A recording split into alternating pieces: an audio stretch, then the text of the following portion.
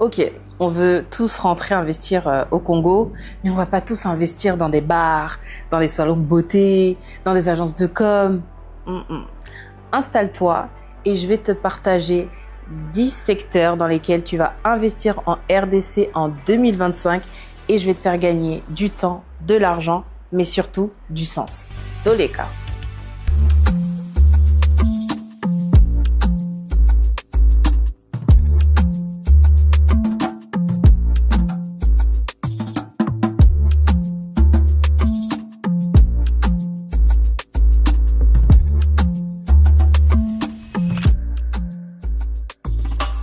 Numéro 1, le secteur foncier. Vous le savez, c'est mon secteur de prédilection.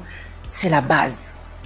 Acheter des terrains. Tu veux sécuriser ton futur? C'est là-bas que ça se passe. La terre ne se dévalue pas. Ça prend chaque jour, chaque mois, chaque heure de la valeur. Pour moi, c'est le premier investissement sûr qu'il faut absolument que tu fasses. Le comble de ce que j'ai remarqué ici à Kinshasa, tu achètes aujourd'hui. Donc aujourd'hui, tu es pauvre. Et puis, tu dors, tu te réveilles et pas millionnaire. Et ça, c'est possible avec le secteur foncier.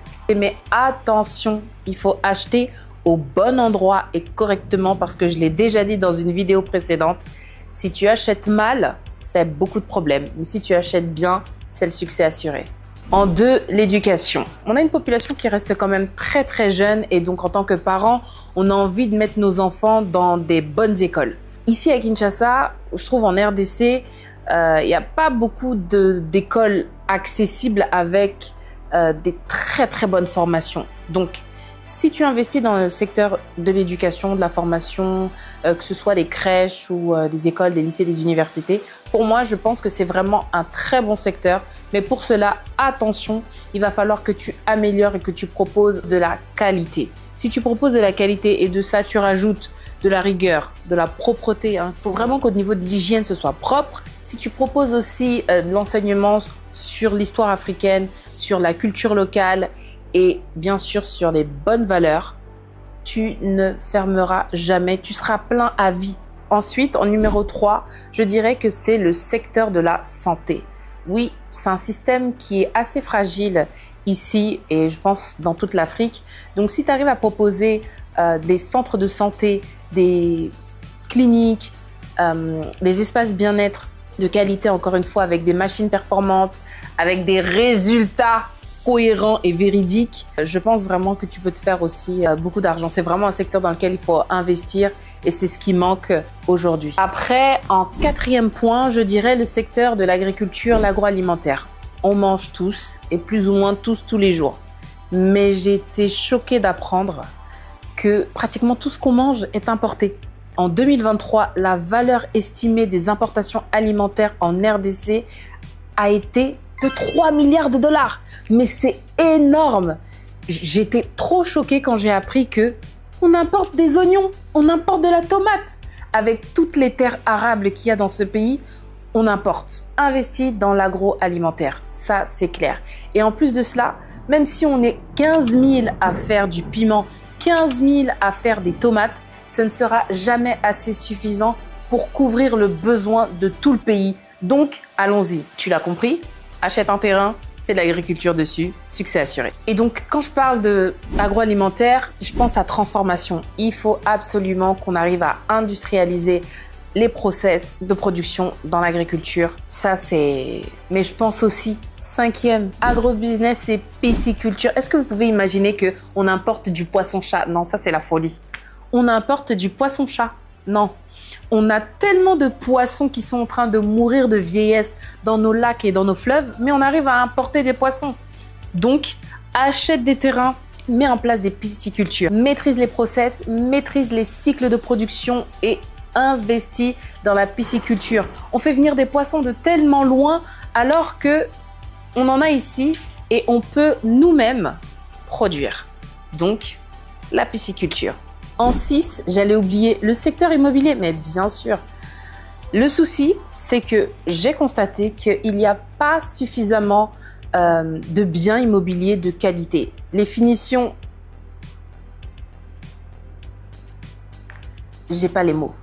Et donc, si tu arrives à proposer des appartements, des biens immobiliers avec des finitions de qualité, avec un beau design, franchement, tu vas trouver preneur.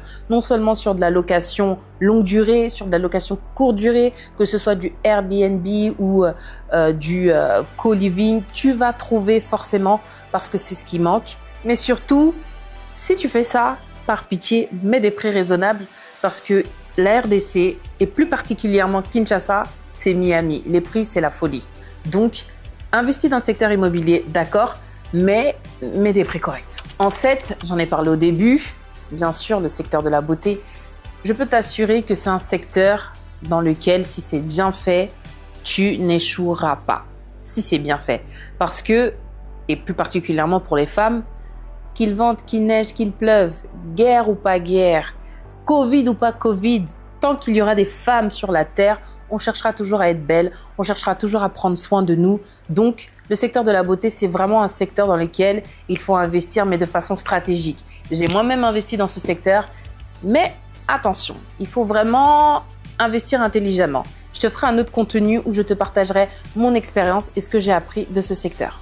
En numéro 8, je te dirais les services à la personne.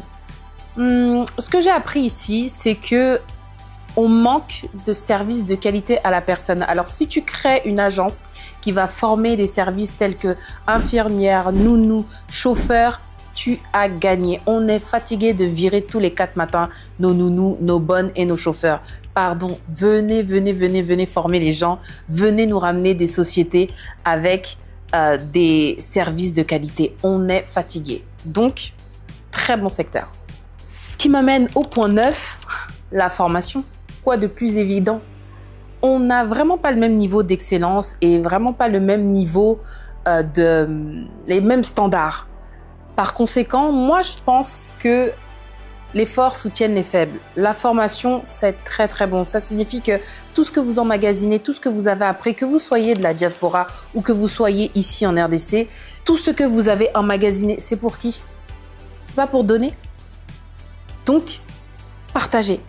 Partagez et formez de sorte à ce qu'on puisse avoir une population qui élève en niveau. De sorte à ce que nos standards, notre qualité, on doit upgrade. Donc pour moi, la formation, peu importe le domaine, c'est important. C'est vraiment un secteur qui est super rentable et la demande est énorme dans toute l'étendue du pays, mais aussi de l'Afrique. Et enfin, je finis par le point 10, c'est tout ce qui est digital media. Vous l'avez compris, c'est le secteur du moment, tout ce qui est création de contenu, marketing digital, tout ce qui est e-commerce et je pense même à tout ce qui est crypto-monnaie en Afrique. C'est vraiment des secteurs qu'il faut regarder de très près parce que ça commence vraiment à... Vous l'avez compris. Vous me direz, la question que tout le monde va se poser après que j'ai parlé de ces 10 secteurs, c'est est-ce qu'on peut tout faire? Yaya, makasi na yo kaka, comme on dit chez nous. Gère-toi. Je n'ai pas de conseils à donner sur s'il faut investir un peu ou beaucoup, c'est toi et ta force. Donc, si tu souhaites investir au Congo et tu souhaites être accompagné, écris en commentaire investir ou envoie-moi un message. Et si tu souhaites que je détaille un secteur en particulier, écris également le secteur dans les commentaires et je te ferai un autre contenu. Ici, on est là pour construire.